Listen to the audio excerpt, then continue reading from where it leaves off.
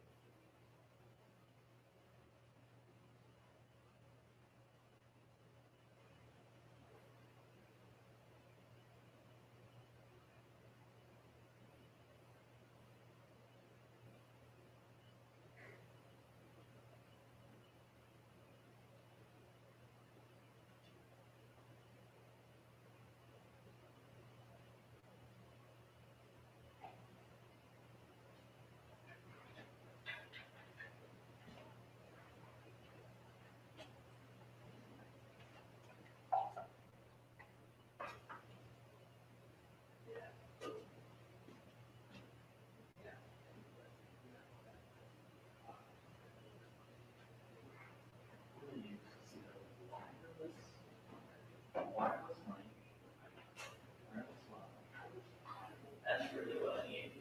A lot system. I'll start writing it.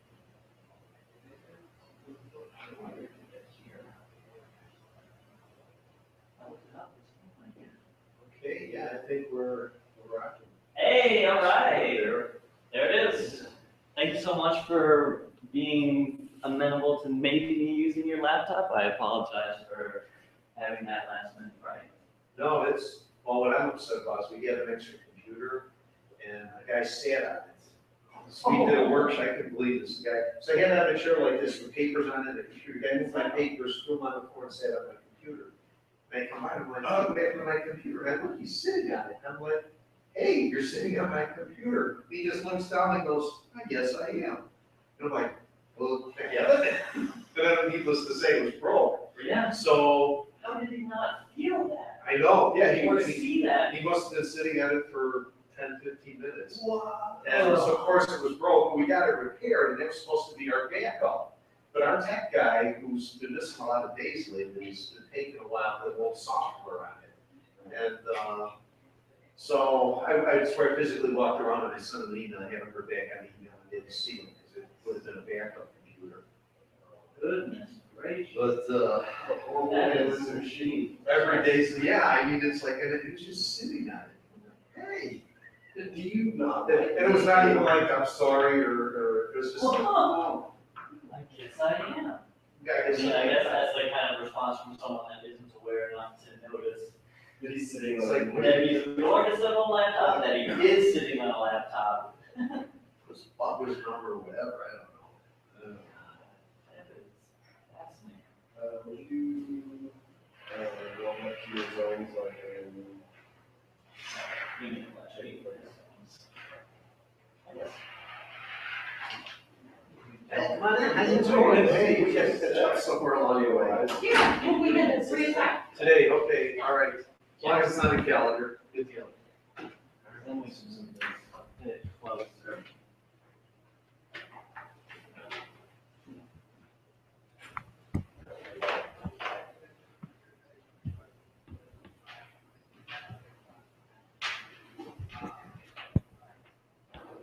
So you're just eating 30 years. Yeah, it's an audio interface at this point. Hey, it's Susan Kelsey. Hey Susan, how are you? Good to see Great, you nice to again. see you. I'm looking forward to your class. Absolutely.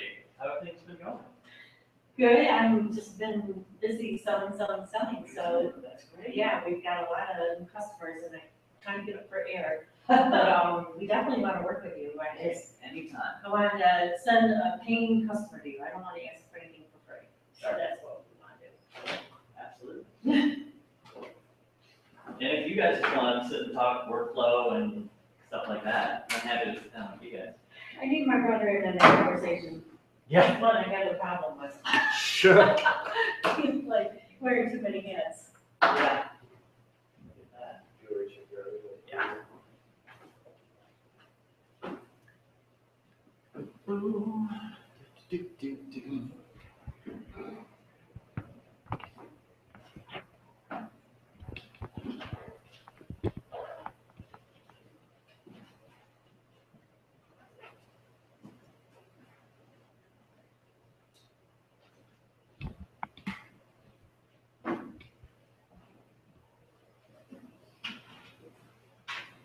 Checking for audio, talking at presenter level as I check audio levels from this side over to this side.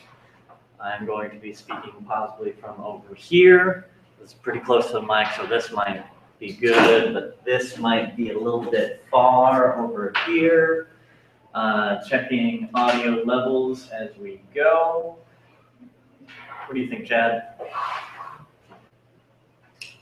Just under 7. Just under 7? Better than before? I think it's a little clearer. I mean, I never heard it after you closed the door, but It's still mostly just whatever's behind here. you would take everything. Sure, yeah.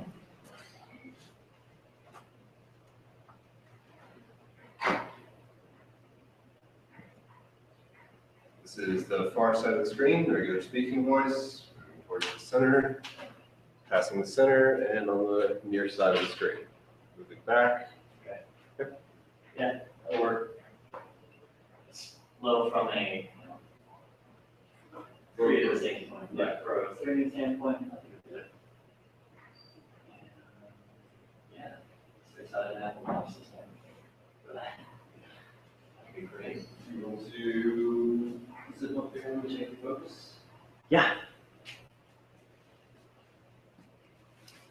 Susan, this is Chad. Chad is someone that I work with very often for video production. Nice to meet you. Susan runs a bunch of different stuff for educational video platform. Yeah, we have two companies in 1871, they're both online, video companies. Oh, you said Ryan, huh? What's up, boss? What? I'm excited. Ryan Bond's here. Yeah? What's up, partner? Good. I'm doing great. How are you? Good. Let's see what you guys offer. Excited to present and talk about one of my favorite subjects. Which is cartoon community. Video production. I mean, I love cartoon management as well. Hi, how you doing? I'm Jeremy. Thank you, Rami Pradhan from CCC Information Service. We are on the ninth floor. Wonderful. How do you like the ninth floor? It's nice. It's nice? Yes. Cool. Nice to meet you. That's great. Like I did. That's fair. So many times before. So thanks, Hi, how you doing? Ryan's colleague at Britannica. Janine DeMille. Janine, very nice to meet you. Nice to meet you. Welcome to my video workshop. Thank We're going you. to talk about video today. I'm excited to have you guys. Great. Appreciate it. How was your weekend shoot? Great, still going. Right. Got a shoot tonight. How many more sessions with Ashley that film? We would have been done tonight, except we had to cancel the Saturday evening shoot due to Low. environmental noise from next door. Oh, okay. There's a live- So you got enough girls for the shoot? What's that? You got enough women? We did. Okay. We're gonna have to now get them. Get them again for another night. Tuesday, There's 20th. not one on the wall that's really good for you. It's there. Well, this might go a trip. Except. Marcia, you can squeeze in here if you want. Yeah. Or you can pretend like you don't You'd know. be a little. Yeah, I- if you like. We don't work with you. We don't know what you. Or in the middle. I don't see anywhere in here that it says the right floor. Oh. I was fine, yeah. Oh, man, I know where it is. Did I? Because there's nothing on here that says it's not To on meet up, the Oh, did you struggle? Yeah, I did. The 1871 is a very valid, I only knew 1871 as a business across the hall from my old work. Yeah. They used to be a fish, so it was like, oh, of course I know where it is. Yeah, I mean, But just the white. that seems very logical. Hello to those people too. At 18? Oh, yeah, I went to 18, And- razorfish. I was surrounded, like, what do I get for going for a post office, right? That's right. Once you know there. Do you want to see the vote? Nah, it's fine. Hi, how you doing? Fine. Danny. Hi, Marcia. Nice to meet you, Marcia. Welcome to my workshop. Thank you. Nice day. Talk about video. All right. Thank you, that's right, right? Hi, how you doing? Hi, I'm Jeremy. So, Judy, what were you on your break? Mainly home, but since went one day up to Wisconsin, 2 days up to Michigan. Yeah. Where in Wisconsin? Just a little around, Madison, just a little up there, just an answer place. Yes. Holland and Saugerties. So, never been to Holland, Yeah. but, I just. Well, this is, I may as well go to New Holland, right? Get into this old Holland stuff. Yeah, right. Can't afford it. There's also a New Berlin in Wisconsin, so you can go there. Yeah. Yeah. Probably as I came back and after the storm, my electricity on one side of my house, I just went, I blew a circuit. Okay. Nice to meet you. And, they're gonna have to, in order to rewire, because I have no circuits, they're gonna have to big box, $1.10. We had a run-in. Yeah. So, My basement has flooded, we've been there for the last, 8 years or so, 2.5 times. And 2 of those times required redoing the basement. Oh, wow. Yeah. Yeah, I used to get secrets or Good. something, so I never got sewage, water, Okay. major flooding, so the secrets. What you call the hospital. Yeah. We got the place with hip carpet in the basement, which was like, okay, well, the place, if they've got carpet in the basement, and it was older looking carpet, so you're like, okay, well, that must not be a problem. They're expecting to find anything. Yeah, in like 6 months, that was sitting, it feels like the last like 5 or so years, when 5, 6 years, when all of a sudden these spring rains have just been so bad. Yeah. And we got a bunch of water, and then like, we spent like, and then we like kind of endured it, and then when we were away on vacation, we redid the basement once, and then we were on vacation at Disneyland. We got this call on Friday morning at 6 a.m. We wake up, and it's like people like cat watching for us, like, you got 8 inches of standing water in your basement, and it's infection. So we had to redo the whole basement. So then we went to tile at that point. Yeah. After we put the new carpet down, and then that got ruined, and we're like, we're just going tile and installing a sump pump. Yeah. And All of that's now, which is good. Yeah. But. Yeah. The drawback there is that we last 2 parts extremely dry. Yeah. Well, the previous owners, concrete over, whatever. So, was in our basement. he's in this. So we were like, we didn't find it to pull up the carpet, we're like, oh, there's where the hole used to be. And the basement's poorly rooted, so, yeah, so hopefully our good will be done this weekend. All right, welcome everybody. Welcome back. Again, Jeremy's gonna take it from here, give you some thoughts and ideas on how to do video, and he's actually streaming this session as well. So welcome to 1871. Jeremy, give us a little background and pick it up from there. Sure. Thank you. George. Thank you. My name's Jeremy Connie. I've been doing video for about 2 to 3 years, depending on when you count how I start, how little you start, what counts as starting. My company is Smart Yeti Studios. We do video content for small to mid-sized businesses. That's product feature videos, company overview videos, social media campaigns, stuff like that. What we're going to be talking about today is breaking down the basics of video production and then going into what are the pieces of video production that can get expensive and how you can mitigate that so that you don't have to spend a lot on video to do video. So, boop, boop, boop. And that's already not working.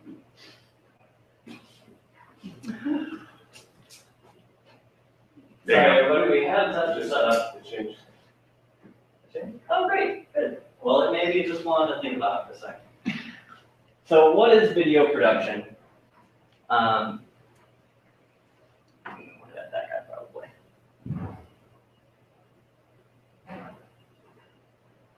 Video production is made up of three basic things. First of all, equipment and working equipment that works very well. Distance? I don't know. And a good lesson I've learned about video production is no matter how many times you test it, sometimes when they're going, there it is. Yeah, it is distance. Line of sight, maybe. Okay, okay, okay, okay.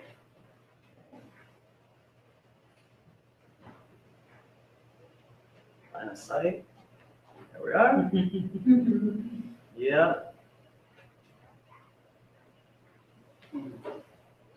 Let's put it up a little bit.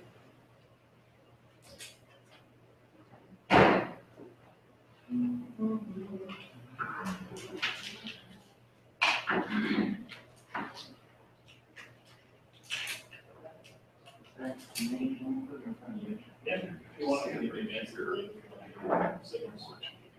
Do so. This is Nate, he's my production assistant now. It's just like I was doing. It's just as nice. Yeah, if it's not advanced, just tell me I'll put it right. Hopefully. I like it. I like a nice, sexy production that does not.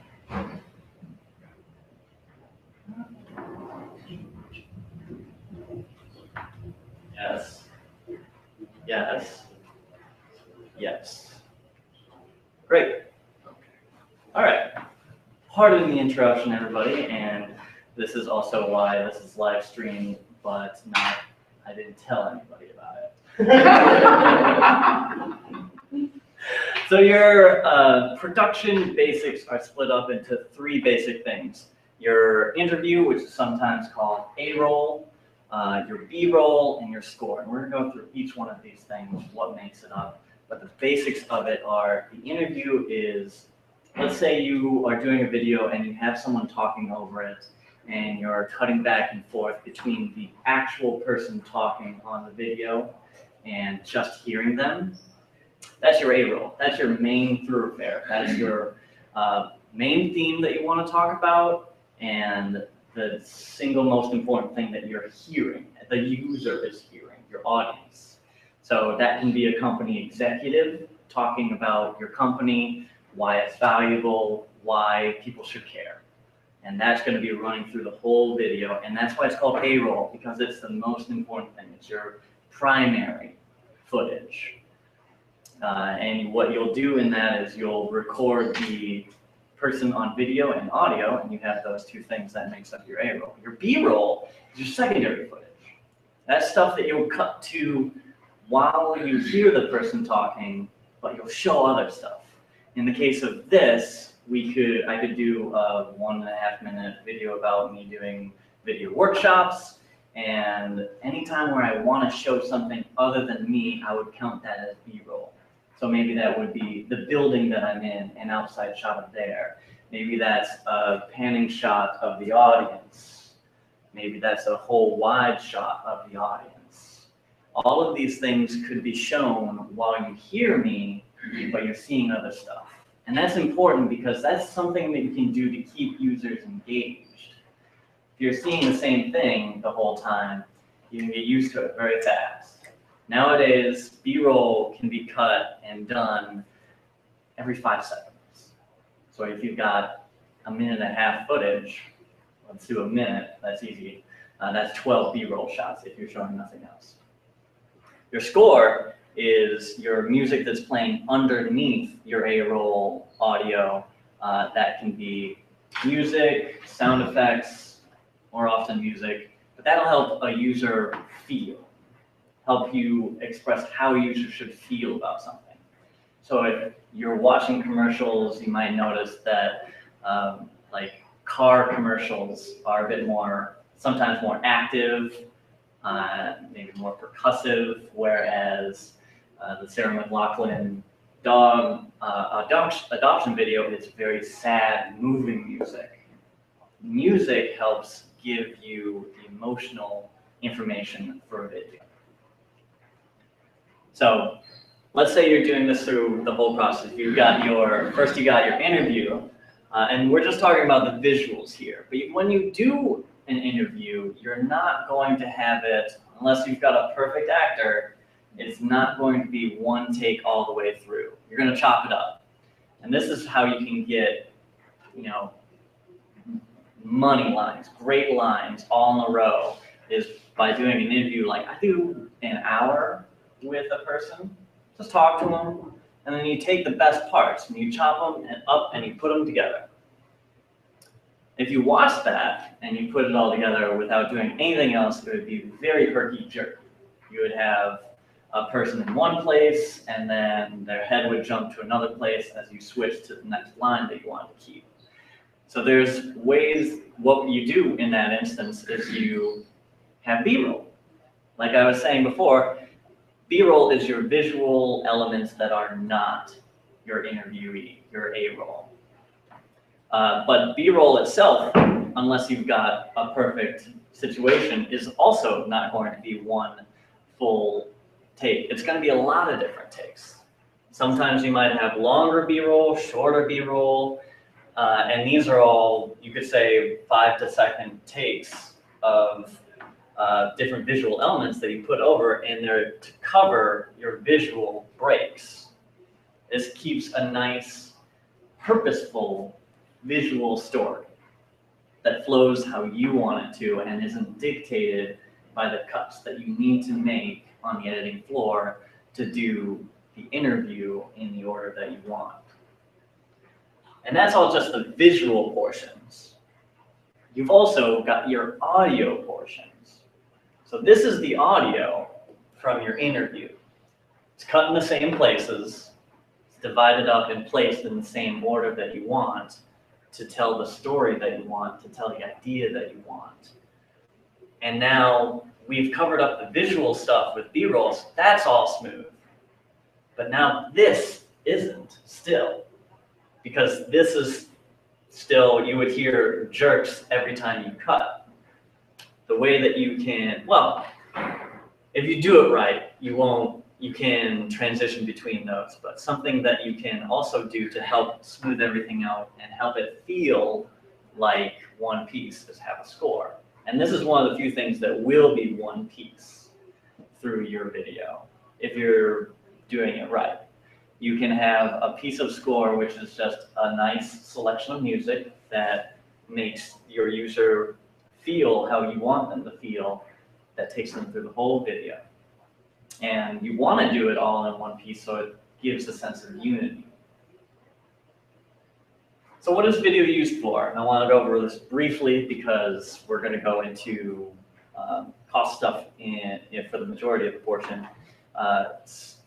I mentioned this at the very top. You can do I think this is the best thing for any company. I think every company, I'm biased, but I think every company should have a video at the top of their website explaining simply within 1.5 minutes, 2 minutes, what you're doing, why people should care, and the value that people get out of it. You can do that with video pretty easily, and it's very popular nowadays. Also, if you have a product or service, you can do a feature of that product or service, go over it, go in a little bit more detail about it. Again, what is the service, why someone should care, what is the value that they get out of it. You can also use video for content marketing. If you want to just do a social media campaign, do 30-second slots and publish them on Twitter, on your Facebook. This is a very popular thing going on right now that you can do with video. But why should I care about video? Why is video a great idea for any business?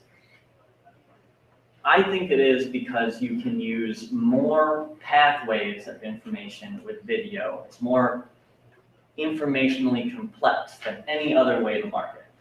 And that's for the same reasons that I just went through. You've got visual elements that are the thing that you're trying to express, your A-roll. You've got visual elements that are other than your A roll. So you can pepper in ideas, context, and information through your B roll. And then you've also got your score that you can help not just say what you want, but how someone should feel about it. That is 3 pathways of information that you can use to your advantage that you don't get in, say, an article that's just words, pictures, they're just alone, just a picture of something. You can't necessarily inform as well through that for all of the ways that you can do the video.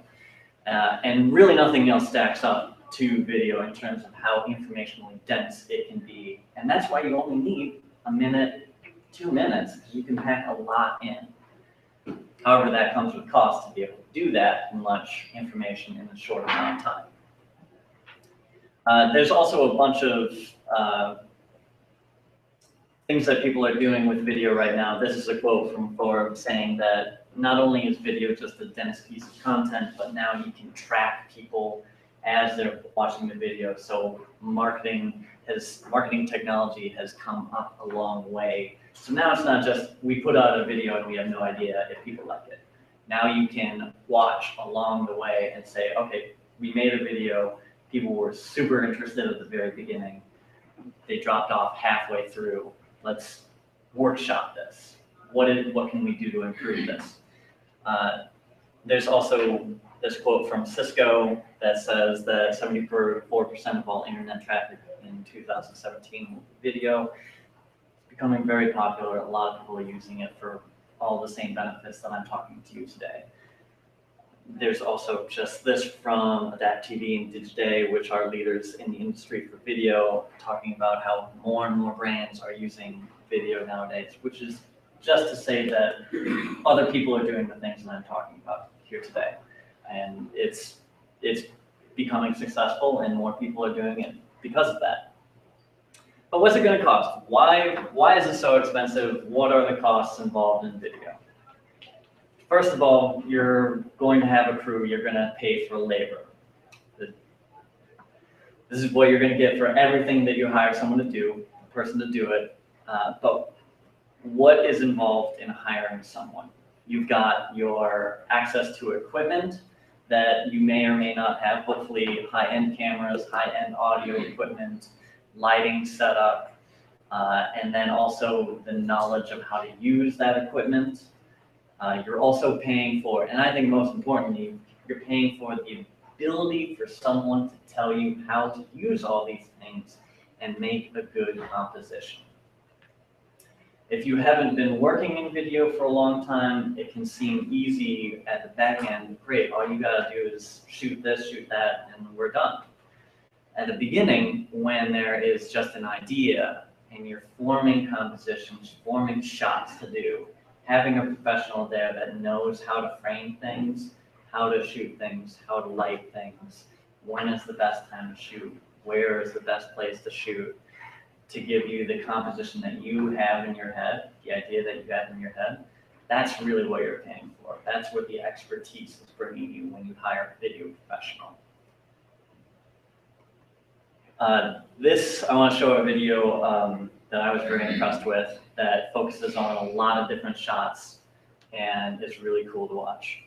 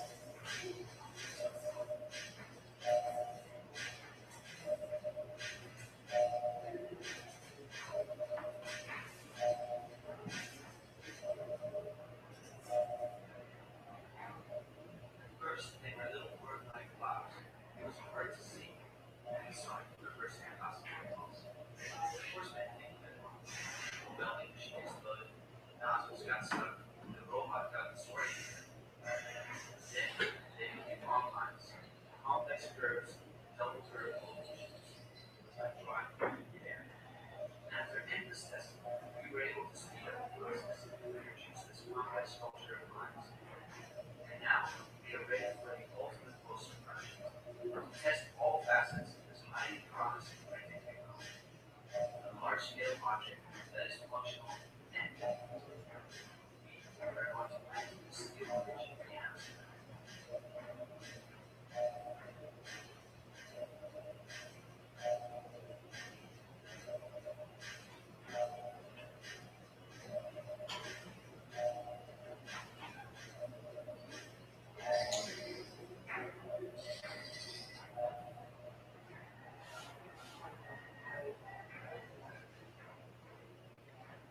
So that was a video about, making bridges basically from without having to do it, just fully automated. And what I was really impressed about that video, and you can take about the previous point of crew, is someone had to come up with the litany of shots that you saw there, visual story. Sometimes you need, that was probably all done with one camera, but sometimes you need two cameras at the same time, in which case you would need a whole nother camera person to be able to be there as well. You need someone to, if you're capturing location audio, you gotta have a person running the audio and holding it. Unless you're doing something like this, where you can do the audio static. Most oftentimes things are moving where you need to get closer. The other thing that can affect cost is time, your length of your video. This is a bit of a misnomer for the conversation. A lot of people come to me, or I've had enough people come to me and say, I'm just doing a 30-second video, it shouldn't cost that much, right? Yes and no. It's a bit of a misnomer because depending on your ideas that you want to feature, it can be very expensive within 15 seconds, 30 seconds. But it also could not be. It depends on what you want to show. I want to show you two examples of very short videos that were very expensive and then show you one that is not.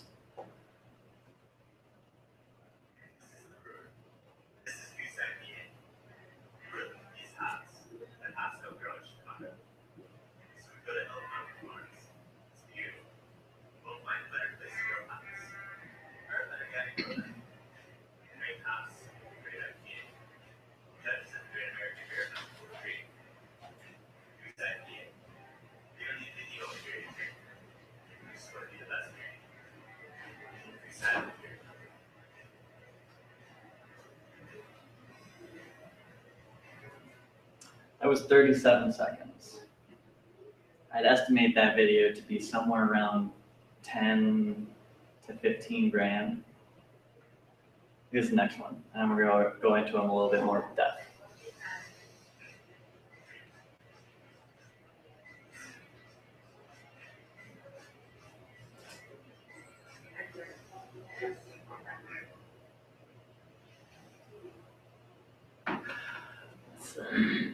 So, and that one was 15 seconds.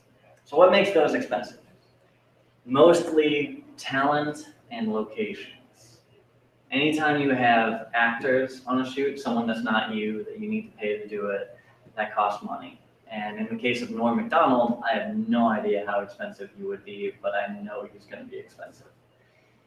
In the case of the Goose Island IPA shoot, we had a lot of different shots that were outside, fast sweeping shots, moving shots, and a lot of different location changes. I want to go back to that and walk you guys through it. Location 1, 2, probably the same one, different shot though. 3, 4, 5, 6. Another location, but same one.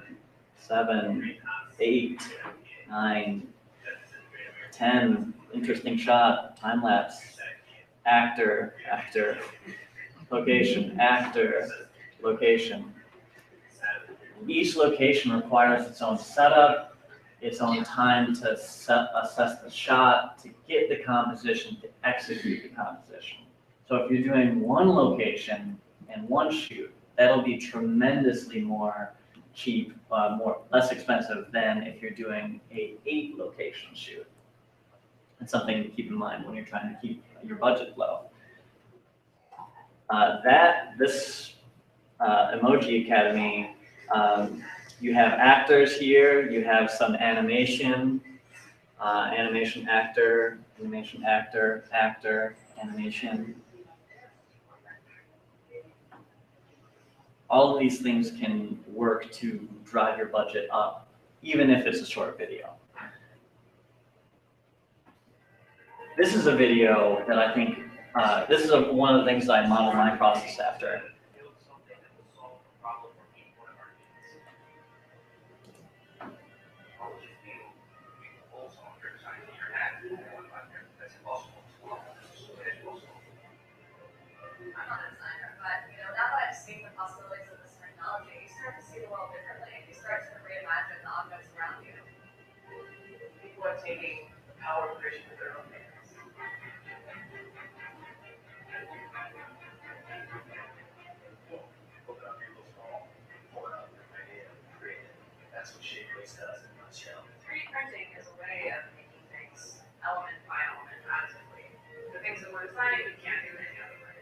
identity objects, big, small, stranger, there's no limit to the variation you can apply. Yes, and we realize how much was restrained by a lot of technologies that were around before. Something new comes to the home. She asked, have you bought it or have you made it? And for parameters, you can't buy any product features directly. What's missing, however, is our personal input into those products. We have an idea, and then in the mail the idea comes sort of as an object. Like, that's never existed before. As a designer, you can also try to make less objects, less product, and share this as the best. Make one of something that's about, and all of this doesn't make a difference because there's no cooling, there's no molding. This is this designer makes it so you can be very fast. This is close to perfection. This gives rise to a whole new way of solving problems. It's mind-blowing to think that I built something today that was literally impossible yesterday. So that was 2.5 minutes, and probably cost somewhere between $2, maybe $3 grand, or that's how I would price it out. Because, as far as I can tell, all 90% of the video was done in one location, their factory, and using all of their company executives, basically, or coworkers. That keeps costs way down. That's where you'll run into making a video on a lot less money. Something I love to think about is, did anybody take note of the score in that video? Anybody pay attention to that? It was strings, made you feel like intrigue, wonder. I love it. And that was a very effective use of score, I thought. Some of these videos have included animation. I want to talk about animation because I get asked about it all the time. Do you do animated videos? I say, yes, but that costs plenty of money. And I like to use animation as a tool rather than a whole video. I have 2 video examples to show you. And one of them is, the first one is a fully animated video that I'm going to show you twice and walk it with you guys as to show why animation can be expensive. There are lots of ways you can show you care. You can lend a hand, or go above and beyond. But when someone you know gets sick, injured, or experiences a hardship, it's hard to know how to help. Jeff recently found out he's sick. Though he has insurance, his medical bills are piling up and up. He's also stressed about things like transportation and everyday living expenses. Amanda just brought home her new bottle of joy, but she's also a little overwhelmed. She could use some home-cooked meals, some help walking the dog, and some additional items for the baby. They feel a little isolated and a little scared. Jeff and Amanda have great friends and family who want to help. They decided they weren't going to let Jeff or Amanda go through this alone. So they went to Give Forward, started a page, and shared their story. Those friends shared via email and Facebook, invited more friends, and everyone, both near and far, were thrilled to know exactly what they could do to help. It took less than 10 minutes to set up and take action. By the time Jeff found out about his page, friends, family, and even strangers had already contributed over $6,000 and offered to help with rides to treatment. That money was automatically transferred to his bank, and rides planned ahead in the calendar. Amanda found that her friends had signed up to drop off meals, help walk the dog, and buy needed items for her baby. And while her money, meals, and wish list items helped, what meant the most was getting to read all the heartfelt comments left on their page. This gave Jeff hope and empowered him to focus on getting better. Amanda was able to spend more time for herself and baby, and it made her dog smile too. Millions of people have used Give Forward to give and receive real support when it counts. And with so many ways to help, it's the one place to start. With Give Forward, you can do anything. Keep friends and family near and far close to you. Send the cookie with you. Set up wish lists. Offer help with household needs, or raise funds for a loved one. But Give Forward is more than just a website. We're who believe that no one should have to face a challenging time, not ever. I'm putting Is one here. person with the right technology to connect and change someone's world. Give forward. Whose world do you change? I didn't touch it. Hey, all right. There you go. Just need. Yeah, just want something else. I forgot to mention that if you guys have any questions during this, feel free to raise your hand. This is an interactive workshop. I'm happy to take questions as we go, as well as at the end. So, this is beautiful, right? Super pretty, very nice animated video explaining a whole company, what they do, why you should value it, and all done with animation. The tricky thing about animation and why it costs so much is, to start, animation is just shapes that you make, art that you make, and then you move it. Making things look natural and feel natural is something we all take for granted by seeing video of people move. However, making something move and look and feel natural in a video takes time. And to do it right, to do it in a long form, it takes a lot of time. And everything has to be individually managed. So when you're looking at this video, you've got this octopus shape that's moving in 3 different ways. You've got this lady, this giraffe. You've got everybody's hair that's moving, face, grill, all of these objects in here. Everything in this video that you see has to individually be managed to a minute detail. All their movement has to be managed. All of this moving in and out of the screen is managed inside.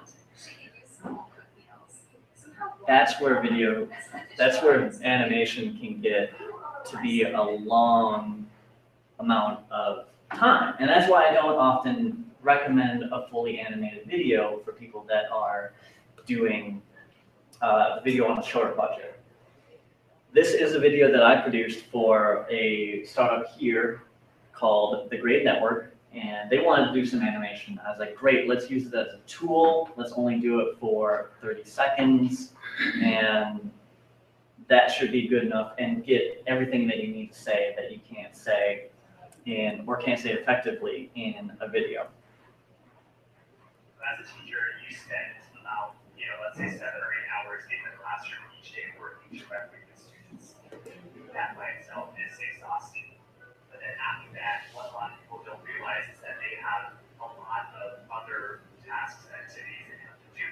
Basically, every day for the first 3 or 4 years that I was a teacher, I would work to around 10, 11 o'clock every day. The Grade Network gives teachers more time to focus on doing some of the things that matter most and make the biggest impact on their students. The Grade Network is an online platform that connects teachers with on-demand teaching assistants, which we call graders. These teaching assistants are currently enrolled in or are about to enroll in education programs, so they are aspiring teachers themselves. First, the teacher will take student work and through our website, upload it. They can then select from the list of graders who match the subject and availability that they're looking for. That grader will be able to access the student work, grade the work, and that gets sent back to the teacher, and the teacher will download it, review it, and hand it back to their students and their Touch it. giving actionable, specific statements that tell the students the reviews have been really positive. Teachers are really impressed with the level of feedback that their students are getting, how quickly they're getting their assignments back, and just really impressed with the graders overall. Perfect.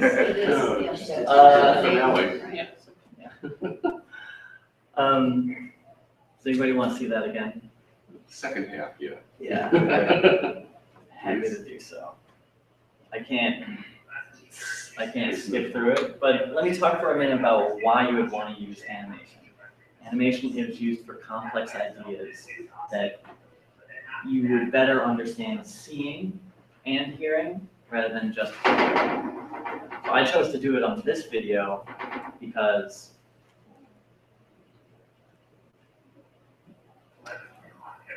great. I chose to do it on this because they had a pretty complicated process. They had 3 different elements of how the process works. And I wanted to show that as well as tell it. And that's a great way that, Is it time out to record videos or something like that? I don't know. I haven't used this projector before, so it's a bit. First, the teacher will take student work and on our website, they can then select from the list of graders who match these subjects. That grader will be able to access the student work, create the work and like that. That gets sent back to the teacher and the teacher will download it, review it, and hand it back to their students. We train our graders on the best way to find feedback, giving actionable, specific statements that tells the students how they do it.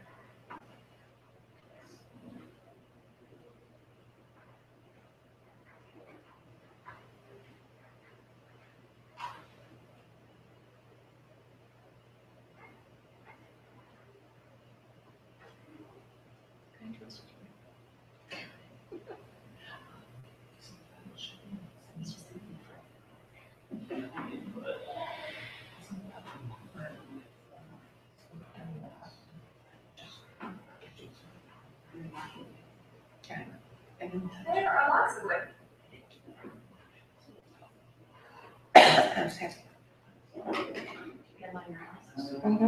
I think that's 4 days. Here we go. Oh, God. And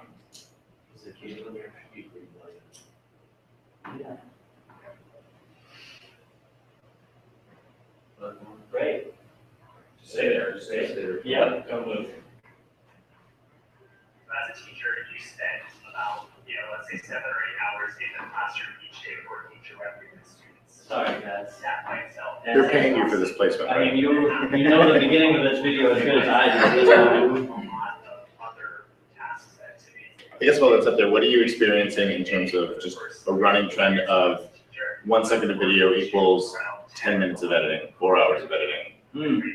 Just as a trend, of kind of say, hey, a 30-second video will take 50 hours of production. Yeah, any kind of metrics like that would be really helpful. Sure. Once again, it's going to depend on the type of content. If you're doing if there's no animation, it's usually, I would say, somewhere between 8 and 32 hours per 30 seconds, depending on how many shots you're doing in each one. If you're doing any complicated stuff, here's the animation, which, if we're lucky, we can get all the way through. So this is the graphic design now. This is the animation. Yeah, this is the animation for the video. And what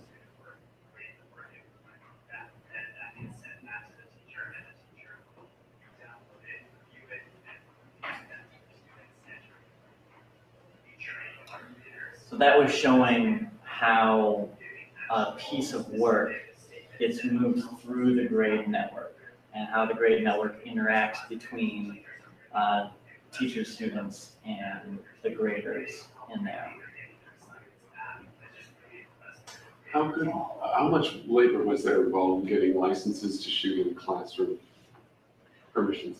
For this one, it was really easy because they had a partnership with the place that we shot at. So they were teachers at the facility. So all your talent was cleared on that? Right, and the location was cleared on that. Okay. And actually, all of the actual teacher shots are stock footage. That's another way that I got the cost to come Exactly. down on that. Which sometimes you can get stock footage that matches up with your idea, sometimes you can't. It really depends on the idea and your access to stock footage and how much you want to pay to license it. And going back to what you were saying before Yes. about the origin of the message, if you have somebody editing quotes together that you've pursued, you can't get that from stock. Right. Yeah. You But have to, if you really only would use stock footage as B-roll. Right. So in this instance, I found B-roll of a teacher in a classroom, and it looked nice, and it fit the message. At the coding process, I kind of assumed and looked beforehand to make sure I could find that, and then adjusted my price lower so that we didn't have to shoot that B-roll. Right. What sources do you tend to use for stock footage? I use this collection of stock footage called Video Blocks. And it's good. It isn't the most far-reaching of stuff, but it gives me access to a bunch of different visual pieces that you can use royalty-free, so that you're not paying for it each time that you use it, and you just pay for access to the whole library of theirs. That's what I use. And then, Jeremy, you mentioned, was it 8 to 32 hours? Did you say for 30 seconds. 30 seconds? Yes.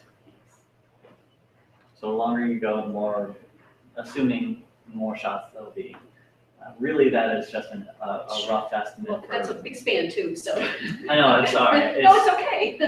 This is a lot. Obviously, it does depend on what you're doing. Yeah, Right. and I hesitate to be like, yeah, you can do it within this Yeah. amount of time. Right, sure. It's all a rough estimate for how many shots you would have in that amount of time. Mm-hmm. Yes? When you do when you video an interview, are you typically the interviewer and are you standing behind the camera? So that, Yeah. So basically then, as you recognize somebody either making eye contact with the camera or not making eye contact, I mean, I'm just kind of wondering what you're finding in terms of process of not using actors and. Yeah, I right. mean, it seems like you would just have, it could be a never-ending process to try to get something. Yeah, it is an interesting dilemma to solve, how to get a non-actor to give a good performance on camera, someone that's not experienced on camera, but still feel like they're just a regular person, right? That is something that I actively think about. And the way that I do it is I don't require anybody to memorize anything. I make a list of questions and share them with the person that I'm going to interview so that they're comfortable and come up with baseline answers so that they know they can answer the question on camera and feel comfortable with it. And then we just talk. That's the way I like to do it. I sit right behind the camera, so either they're looking just off camera or right at camera, whichever is appropriate for the video. Some are good, some are bad, depending on what you're doing. And we just talk and answer questions and run through it twice and film the whole thing. And then that's why I have a bunch of cuts in that visual example, is then I pour through the video and pick out my select moments that I want to feature out of that whole interview process. Okay, so then basically you actually go through the interview questions twice as opposed to interview question 1. Oops, let's do that again. Right. And then, yeah. Mostly because it feels better for the person answering questions to just go through it all rather than stop and start. But I do it twice just because usually the second performance is better. People are more comfortable after they've said a thing. Sometimes in the first set of answers, they're still finding how they want to say it exactly. They get it, come back to it, nail it on the second time. Almost always are more comfortable on the second time. But that also makes, a longer time that you got film, longer time that you need all the crew there, longer amount of footage to go through at the end. Yes? Can you talk a little bit about the creative planning process? Sure. So that even before you're on location and you have actors or real people, how do you come up with the script, the flow, coming up with a good flow, and obviously some of it is dependent on what you ultimately capture on video. But if you could talk to us a little bit about your process for creatively storyboarding and figuring out what the content is actually going to be. Yeah. And then also, do you have any tips for us on how to either plan for that before that kind of meeting or do that now? So she brought up a great point.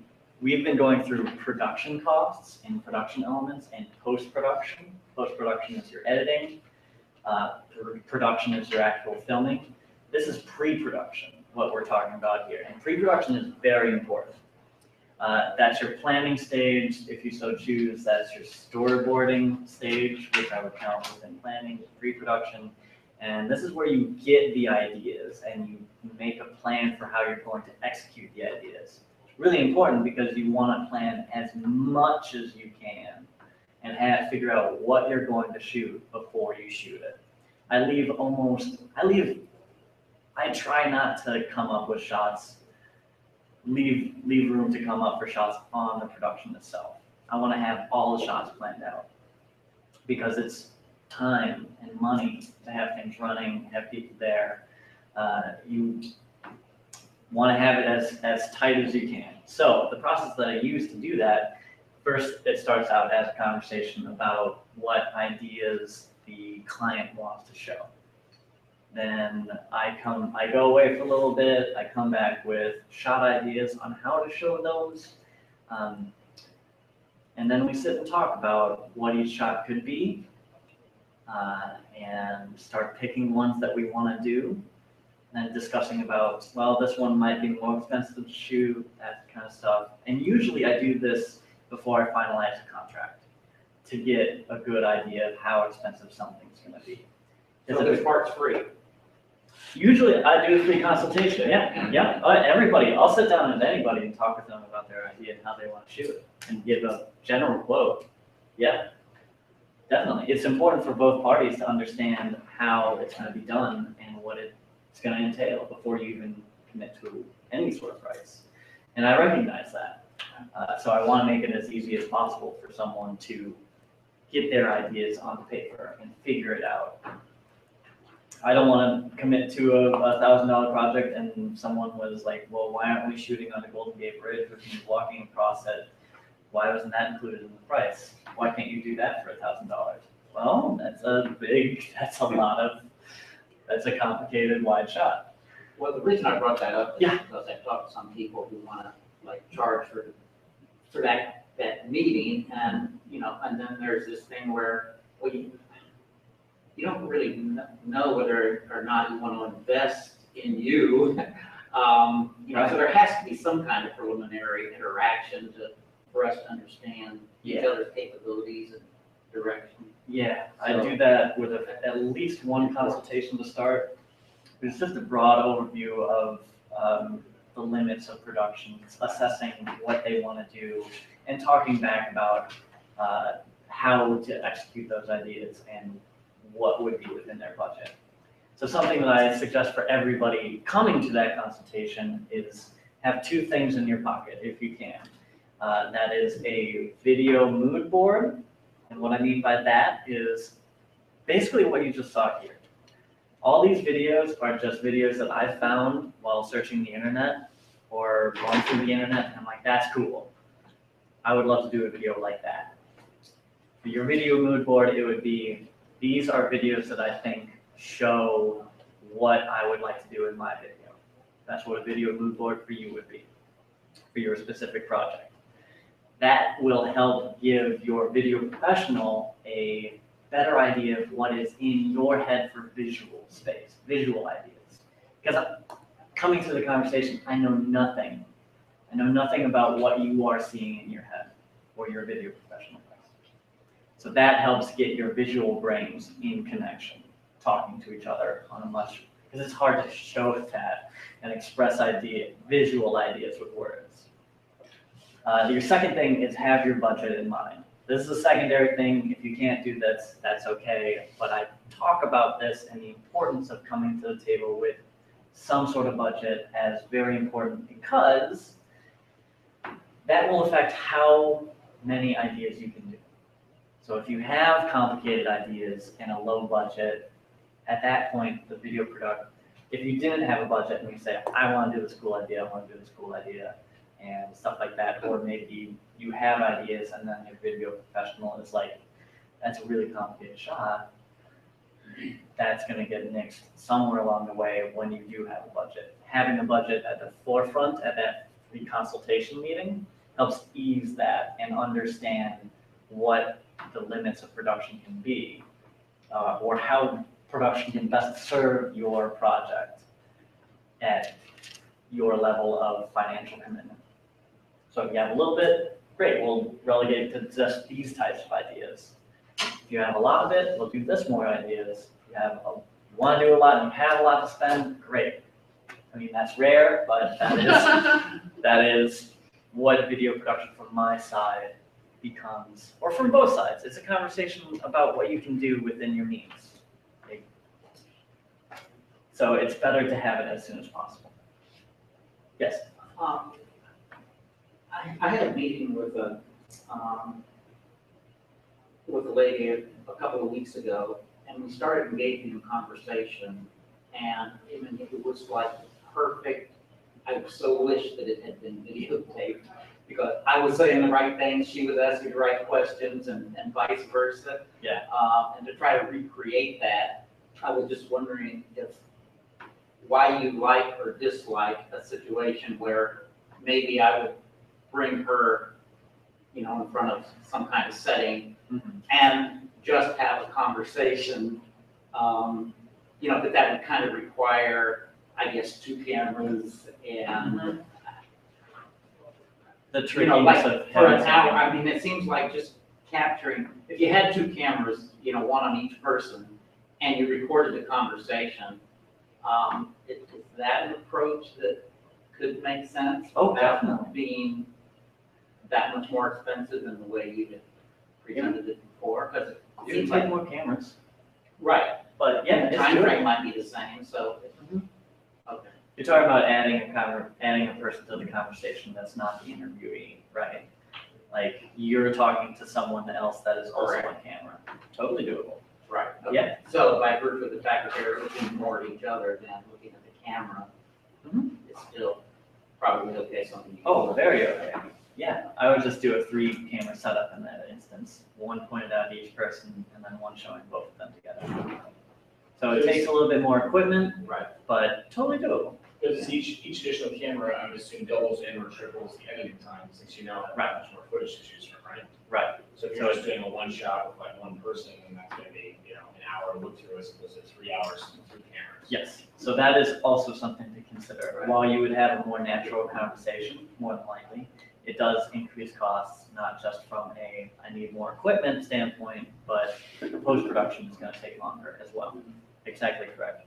50% more time. I have to say, I've got around some of those problems myself with doing cheapo cameras. First of all, because a lot of Yeah. HD cameras out there are really pretty good anyway. Mhm. So you don't have to hire fancy stuff all the time. And if you're using one of those, it's sort of almost as a B-roll camera anyway, it doesn't have to be the highest quality. And second, if you can align your things on the common timeline, it really is just a multi-camera ABC shoot. And you can pick the one that's going almost as though it's live TV. Right. So that will speed up your edit production in itself that way. Yeah, if you've So got it a way to- reduces your labor time in post. Can you talk a little bit about how you assemble your team? I mean, obviously, you're a video producer, you do research, you talk with the clients, you interview the clients, but you have other skills in there, I imagine, that perhaps you don't have, like the animation. Do you have just sort of go-to people that you use, or what types of skills, different kinds of skills might be required to do, some of the videos that you. Sure. Speaking to my own ability, I like to be able to do every part of the process myself. So Including animation. yeah, including animation, editing, all that stuff. So that on really small projects, it can be just me. And I've done that before. And that's a cool way to do, for me to be able to work with startups, for me to be working with people that don't have huge budgets. And I do that also because when I'm managing someone, I want to be able to understand them and all the things that they're doing as much as if I was doing it myself.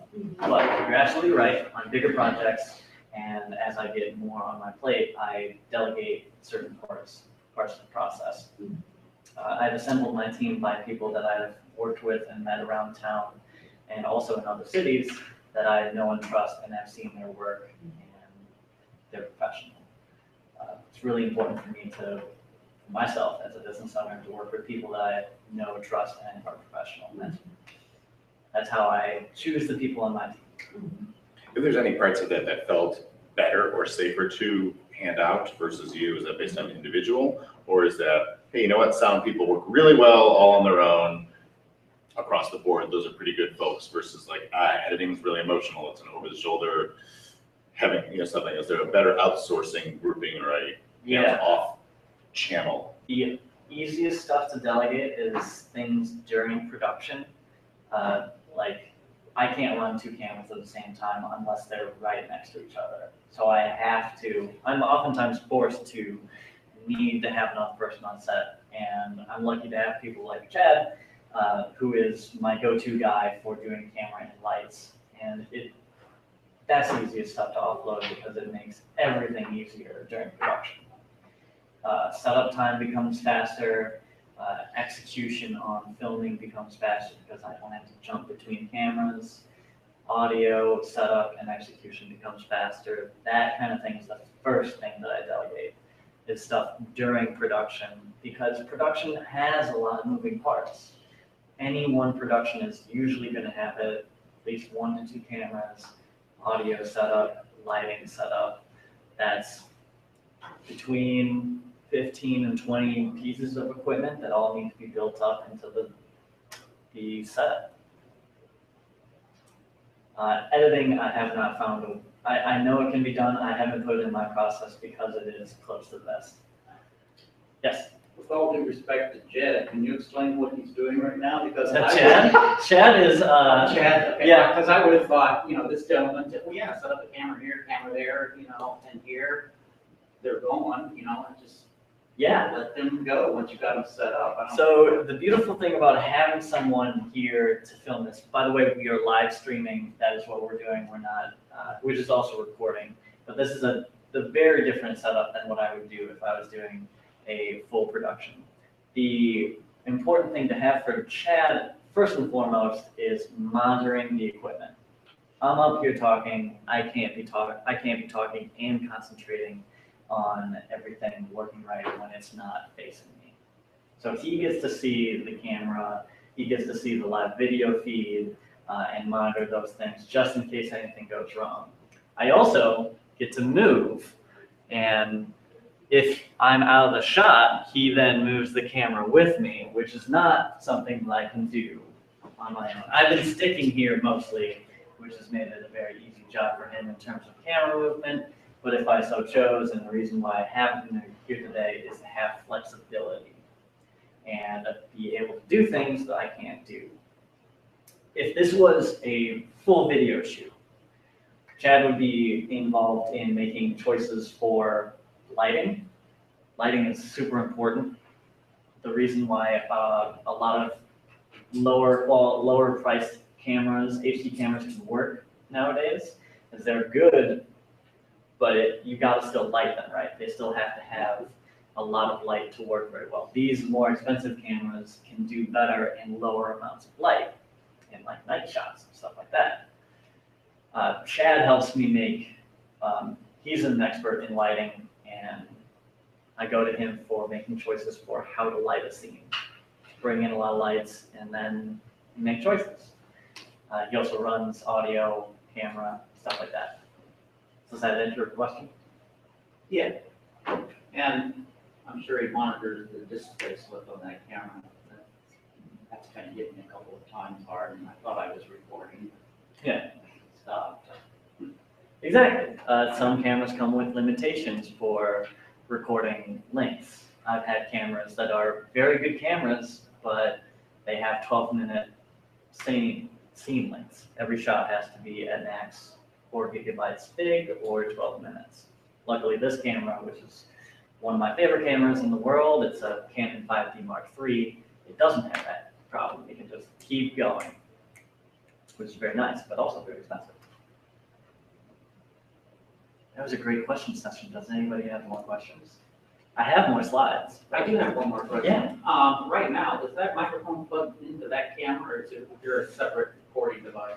There is a separate recording device that is plugged into my computer. So this mic is connected through an XLR cable into a audio device that's processing the audio down there, which is then plugged into my laptop, which is then fed from my laptop through this Thunderbolt cable to that processing piece of equipment, and then fed in, well, then the audio is received by this, but then that runs the video into here. So yeah, audio is being run into here and processed through a piece of equipment. Yeah, that's really important to think about because while we do have amazing laptops and technology nowadays, sometimes they don't do the specific thing that you need. So I use a audio interface because I have to. I can't just plug it into my computer without it, or I haven't yet figured out how to. It helps me, it also gives me very precise audio levels. I can put multiple inputs in there, and it's a great piece of equipment for that. Yeah, George. Jeremy, it looks like there's about a 5-second delay from the time you're actually doing something to the time it's showing up on the screen. And I don't know that that's a bad thing, but any thoughts on that at all? Sure.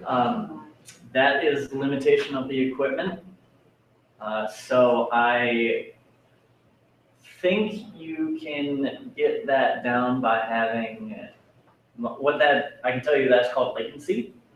And that is a very prevalent topic, especially in streaming, mostly in streaming, and getting it down to as much zero latency as possible. That you can get it down. It might be something in my settings. It might be something in the equipment in terms of processing. That comes from the fact that we're pouring a lot of data through all at the same time and expecting it to go super fast. So I'm taking a 1080i piece of video right now and streaming it. That is, when you do a minute of 1080i, that's a gig or two. Like imagine throwing all of that data through a pipeline, in this case Thunderbolt, and through an HDMI cable, throwing it all through there into a computer and processing it all, and then also streaming it over the internet. And think about how long it takes to download something, just the speed of that. So getting latency down to zero is tough. It's doable with more money, but that's where it comes from, is that pipeline of data. And you've got multiple instances of pieces along that pipeline. Your cable, one cable, two cable, camera itself, laptop, internet connection, all of these things can factor into latency. Good question. More slides. More slides. Yeah. I talked about this before, but a big thing that also affects your cost of production is the number of shots that you're doing. Obviously, the cheapest thing to do would be one shot, because you only have one thing to film, one thing to edit, and it's really not really editing much other than maybe putting a score to it. But in reality, you're going to want to do multiple shots because that's how you can tell a story effectively. You can do multiple, I mean, I can't imagine not doing multiple shots. Well, you can do one shot. One shot takes are often very tough to do, but can still be very cool. Like every OK Go video is a one shot. It usually involves a big crane and taking the camera along a very circuitous path, but it's one shot. You have to rehearse it a billion times and get it perfect when you're filming it. So you're doing multiple takes, and a lot of takes to get it right, but you can do one shot stuff. It's oftentimes easier to do multiple shots, even though that'll take more time to edit, it'll take less time in production. I have a video, I forget what it was. Oh yeah, this is a company overview video for thank you, for Skylock. So this is both a company overview and a product feature video in my mind. Sure, it looks like a typical U-lock. Yes, you use it to lock up your bike, and yes, it's as strong as any lock on the market. Skylock is a lot more. You know what keyless entry is, right? Like when someone unlocks their car just by hooking up to it. Well, Skylock is keyless entry for your bike. It uses always-on Bluetooth LED connector so you can lock and unlock your bike at the tap of a button. And thanks to Skylock solar panel, it's battery never runs out. Ordinarily, I would leave my bike unattended for even an hour, but Skylock isn't ordinary. It is a built-in anti-theft feature. I just log Skylock in my local Wi-Fi network, and it sends me an alert if anything or anyone is disturbing my bike.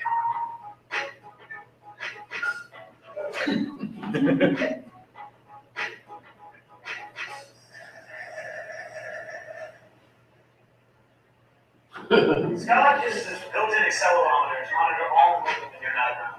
And we can adjust the sensitivity to make sure there's an actual threat. You don't even need to tap the button to unlock Skylock.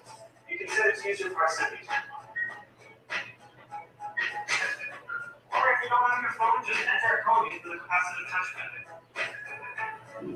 Let's start safety. Love that. Skylock knows when you've been in an accident, and we'll check to make sure you're okay. If you're not okay, it'll alert the authorities. Help is on the way. Your bike can be out getting use even when you're not riding it, because Skylock makes bike sharing super easy. You can give anyone with a smartphone access to your Skylock instantly and securely. See you later, boo-boo.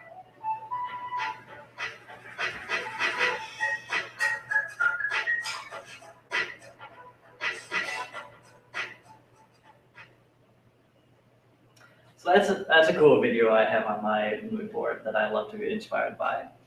And if you watch it again and look for the number of shots, there's a fair number of shots in there.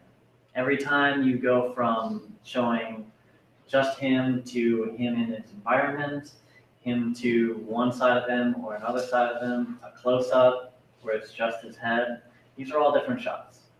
Anytime you're showing the lock itself, there were a couple of different shots in there that they took and probably edited together. Probably did one long take of a bunch of them. But each time you see something different, that's a different shot.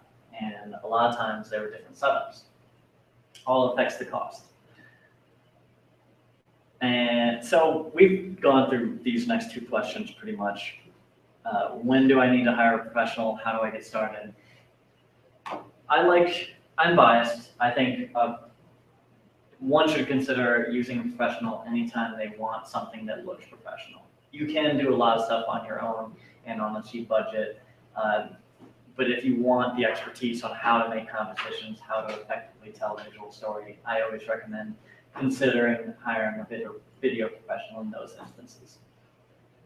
And that also goes with if you consider it when you have a budget. A video professional costs money, so it really comes with both things. You want something professional and you have money to spend on it, at least a little bit. That's when you could consider hiring a professional and hiring that video professional to do work for you. How do I get started? For me, it's just a conversation about your ideas, what you want to do. We talk about it. Things to bring to that conversation are what we just talked about before, thanks to wonderful questions by the audience. Video mood board and a budget if you can. Just any sense of an idea of your budget, because that'll help inform the conversation of what's possible. And that's it.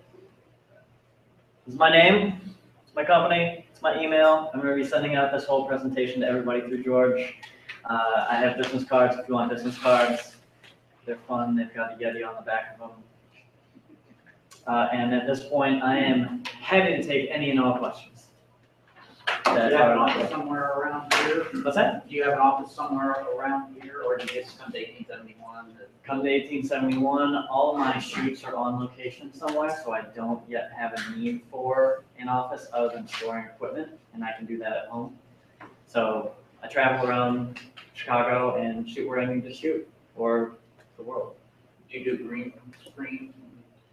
Yep. So you just have a portable green screen? That's right. Yeah. How do you manage the music scores? You know, obviously you hire an orchestra to do those, so Right. there Yeah. are I royalty-free use sites you use? one of my favorite sites is called audiosocket.com. And there you will find music that is really good, high quality music, and able to be licensed for various amounts of time. That has come down, that kind of cost has come way down. Just like cameras are way more affordable now, they figured out how to do licensing at a very cost-effective point nowadays. You can license something for 1 year, 5-year perpetual, and cost scale appropriately. And so you can just search the site, you can search by mood, which I think is really helpful. So you can be like, I want someone to feel happy while watching my video, and just search through those and listen to them. Find your piece of scoring that you want to use, pay for it, use it without having to worry about any sort of copyright infringement, lawsuits. stuff like that. And it's super simple, really easy nowadays. It's great. I love that website. One quick question on that. When you do acquire a soundtrack from that source, your production is 2 minutes, 15 seconds, and your music is 1 minute, 35 seconds. How do you mitigate that? I would either. Can I you would see deconstruct two the music solutions and in put that. it together, or how do you do it? There is, depending on the music that you choose, sometimes I do audio editing to make loops of a portion of it, and then I just loop it as long as I need to. But sometimes a piece of music doesn't have a good loop in there.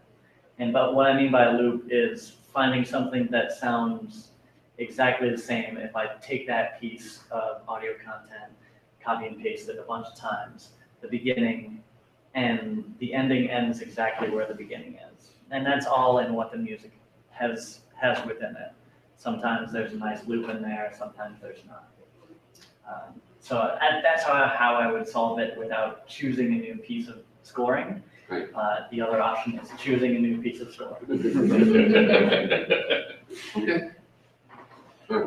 Yeah. So I guess it's considered illegal and inappropriate to just take a 10-second snippet of copyrighted material, but attributing it to telling somebody where they could go buy the music, for example. Right. That kind of thing. So depending on the content comes with different rights. There is something called Creative Commons licensing and copyright, in which the artists themselves are okay with something being used, a piece of content being used, and just having attribution, what you just mentioned, saying where you can go, who did it, as enough for licensing it.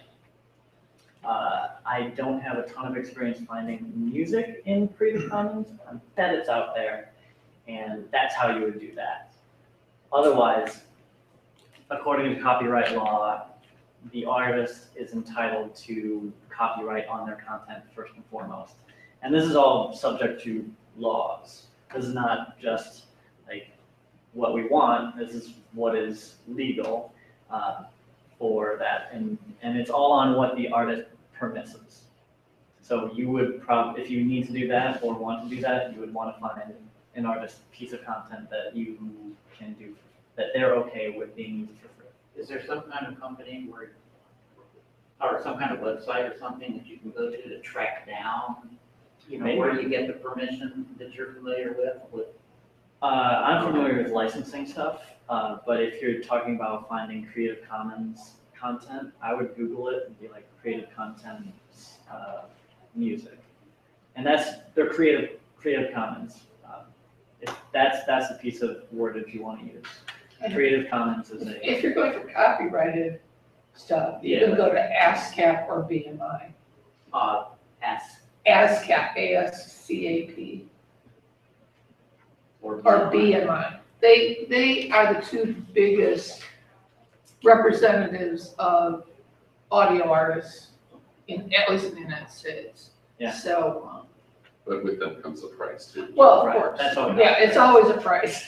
But I mean, if you can find them on one of those, if you can find your artist on one of those sites and the work, then you know it is copyrighted. And you do need to go through ASCAP or BMI to get permission. Because if they find out you're using it illegally, they'll come after you. And there is a certain length of audio that is permissible, but very short. Because you can sing Happy Birthday for like 6 or 7 beats or something like that. I'm not giving legal advice, and I am not a lawyer. I would research that. If you want to find stuff under Creative Commons, I would Google Creative Commons music. Some of it's your intention behind it too. If you're trying to make a profit versus like an internal educational video for, 15, 20 people, like the number of people that are going to see it also will vary. Sure. Yeah. Yeah. In terms of hiring particular people, you're a jack of all trades, kind of spanning a lot of those things. What is the general kind of industry standard among the community of video producers of how many skills can one ask of an individual? So someone saying like, I do it all versus like, nope, I am editing and that's it. And like, how far can you ask or expect without being kind of unreasonable from an individual for, filming, editing, he's doing equipment, but may not be able to edit, may not be able to do. So what is the general feeling of any of that? Usually if someone can shoot, they can edit. And oftentimes breakout is audio, location audio. Usually if someone can shoot, they can do that, but that's easily broken out, and that is a little bubble on its own. People that have their own audio equipment utilize it and do it very effectively. So like audio has become its own little environment to expect of someone. You can break out editing, you can break out lights, you can break out producing, the management of the whole production. These are things that I would expect out of someone that can shoot, but it's not always expected because usually people that are shooting are creative people. I like to think that I can bridge that gap between logistical and creative very easily, but I'm my own person. A lot of people find it tough to time manage a project and find all the details necessary and work with the client all while making a creative piece of content. So I've seen that as a breakout a lot of times. Someone's that is a project manager, and then the video producer, the director of photography, if you will. Okay, so the ability to shoot and edit are still coming pretty tight in together. Usually not broken out until really bigger projects or bigger teams that have a lot of work coming in and you need to segment them. Just because it's really it's way easier to edit something that you're visually aware of and know all the pieces to and know what the final product is going to look like, as opposed to telling someone all of those details and then expecting them to see what's in your brain. That's where it's really hard, but it's necessary depending on the situation. And that situation is either bigger teams that have a lot of work coming in, where you need to be specialized to be able to do everything really fast, or bigger productions where you just need a team of editors to do it. Like a movie. That's absolutely going to be separated. Yeah. Good question. Yeah. Are you willing to, or do you do some work with people sometimes where you'll do the production part and just turn over the raw materials and let them do the post themselves? Good question. I do not. And that is for quality control for videos that are coming within my umbrella. And also I want to ensure that it gets done well.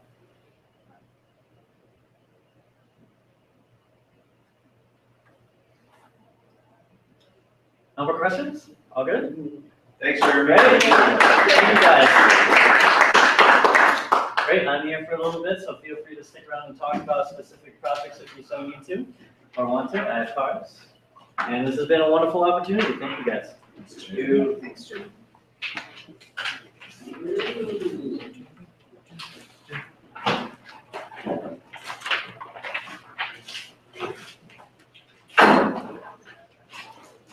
Come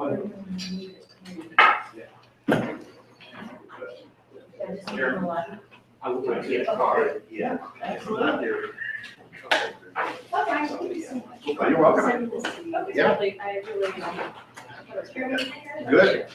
Yeah, some of it's even if it's stuff we know, it's just a refresher. Like, hey, we're heading back into the realm of doing this again.